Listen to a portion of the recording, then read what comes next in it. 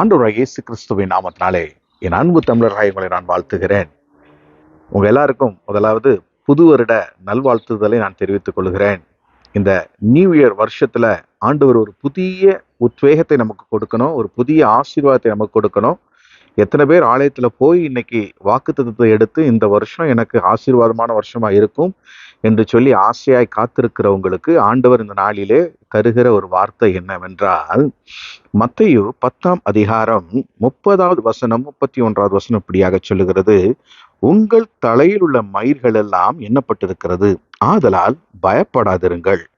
அநேக அடைக்கலான் குருவிகளை பார்க்கிலும் நீங்கள் விசேஷித்தவர்களாய் இருக்கிறீர்கள் என்று சொல்லி ஆண்டவர் இன்னைக்கு ஒரு புதிய நம்பிக்கையை நமக்கு அளிக்கிறார். அது என்ன? காக்கை குருவிகளை விட நீங்கள் விசேஷித்தவர்கள். உங்களை நான் ரொம்ப விசேஷித்தமா படைச்சிருக்கிறேன். நீங்க எதை குறித்து நீங்க கவலைப்படுறீங்க? நீங்க செய்ய வேண்டிய காரியத்துல, வாழ வேண்டிய விதத்துல சரியாக இருக்கும் பொழுது உங்களுக்கு அதினதின் காலத்திலே வந்து சேர வேண்டிய ஆசீர்வாதங்கள் தானாய் வந்துவிட போகிறது.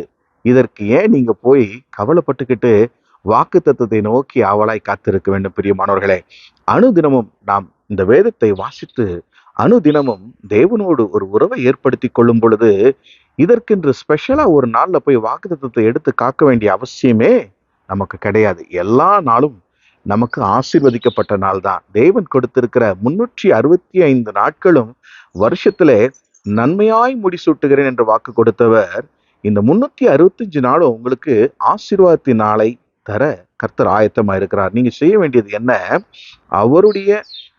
அவருடைய காரியத்தை மாத்திரம் நேர்த்தியாய் நாம் கடைபிடிக்கும் பொழுது அவர் நமக்கு கற்றுக் கொடுத்திருக்கிற இந்த வேதத்திலே நமக்கு சொல்லி இருக்கிற சகல காரியங்களையும் கடைபிடிக்கும் பொழுது எல்லா ஆசீர்வாதங்களும் நம்மை தேடி தானாய் வந்துவிட போகிறது.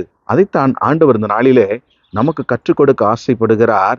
அநேக அடைக்கலான் குருவிகளை பார்க்கிலும் நீங்கள் விசேஷித்தவர்களா இருக்கீங்க. நீங்க so special for God. உங்களை தேவ தூதர்களிலும் சற்று சிறியவராக தான் படைச்சிருக்கிறார். ஸோ ஆண்டவர் கொடுத்திருக்கிற மகிமையை நாமே தள்ளிவிட வேண்டும்? பிரியமானவர்களே, அவர் கொடுத்திருக்கிற அந்த உன்னதமான மகிமையை எப்பொழுதும் நம்முடைய கரங்களில பிடித்து அவர் வழி நடக்கும் பொழுது எல்லா ஆசீர்வாதத்திற்கும் பாத்திரவானாய் உங்களையும் உங்கள் குடும்பத்தாரையும் அவர் நிச்சயமாக மாற்றிவிடுவார். இதுல எந்த அளவும் சந்தேகம் வேண்டாம்.